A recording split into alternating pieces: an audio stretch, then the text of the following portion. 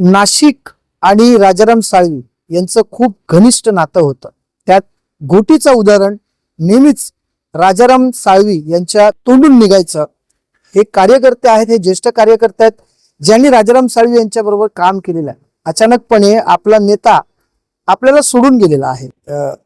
अशा कोणत्या आठवणी आहेत ज्या आज तुम्हाला आठवत आहेत? कशा प्रकारे तुमचं आणि त्यांचं नातं होतं? साळवी साहेबांनी 1986 साली आगरी सेनेची जी निर्मिती केली, त्याची पहिली शाखा घोटीमध्ये त्यांनी 1986 मध्ये निर्माण केली. सर्व समाजानं साळवी साहेबांची आतीवरून त्या ठिकाणी मिरवणूक काढली. त्याचे उतराई म्हणून साळवी साहेबांनी घोटीमध्ये एक शॉपिंग सेंटर आणि त्या ठिकाणी तरुणांना रोजगार मिळावा म्हणून एक गाळ्यांची निर्मिती त्या ठिकाणी केली. इगतपुरी तालुक्यामधल्या आगरी समाजाच्या जमिनी त्या धरणामध्ये गेल्या. त्या धरणाच्या जमिनीमध्ये सातत्यानं मोर्चा काढून त्या धरणग्रस्तांना न्याय मिळवून देण्याचं काम मोर्चाही खूप गाजला होता महान केला. आणि अनेक वेळेला शासन दरबारी जाऊन त्यांनी शासनाकडून जी मदत सर्वसामान्य माणसांना देण्याचं काम केलं. आणि त्या पाण्याचा उपयोग माझ्या समाज बांधवांना व्हावा या हेतून त्यांनी लढा दिला. साळवी साहेबांचं निधन झाल्यामुळं एक समाजाचा नेता हरपल्यामुळं फार पोकळी निर्माण झालेली आहे. असा परत नेता समाजामध्ये होणे नाही अशी ही आमची खंत आहे. साहेबांचं आणि तुमचं नातं कसं होतं? साहेबांचं आणि आमचं नातं सांगायचं झालं तर अतूट असं नातं होतं आमचं.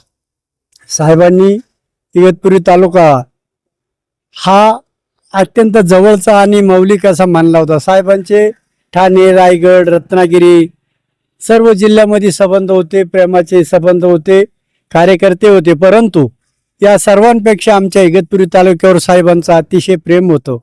आमचे नेते कैलासवासी गणपतदादा कडू यांच्यामुळे इगतपुरी तालुक्यात साहेबांचं आगमन झालं. साहेबांनी आगरी समाजावर खूप प्रेम केलं. आताच तोकडे साहेबांनी सांगितलं, आमच्या मानवडे धरणात ज्या काही शेतकऱ्यांच्या जमिनी गेल्या होत्या त्याच्याकरता फार मोठा लढा उभारला. शेतकऱ्यांना त्यांचं योगदान असं न विसरण्यासारखं आहे.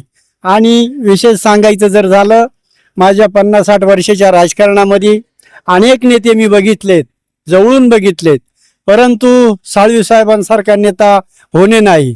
साळवी साहेबांनी समाजावर तर प्रेम केलंच, परंतु प्रत्येक कार्यकर्त्यावर त्यांच्या मुलासारखं प्रेम करणारा असा हा नेता आमच्या समाजापासून दूर गेला, आमच्यापासून हरपला. त्याला आमचा सलाम आहे. साळवी साहेबांना निरोप देण्यासाठी या ठिकाणी आगरी सेनेचे प्रत्येक कार्यकर्ते जे आहेत ते महाराष्ट्रातून येताना आपल्याला दिसत आहे. बरोबर 4 वाजता साळवी साहेबांचा अंत्ययात्रा जी आहे ती या ठिकाणी होणार आहे. असं असताना आपण जर पाहिलं तर समस्त आगरी सेनेच्या कार्यकर्त्यांवरती शोककळा पसरली.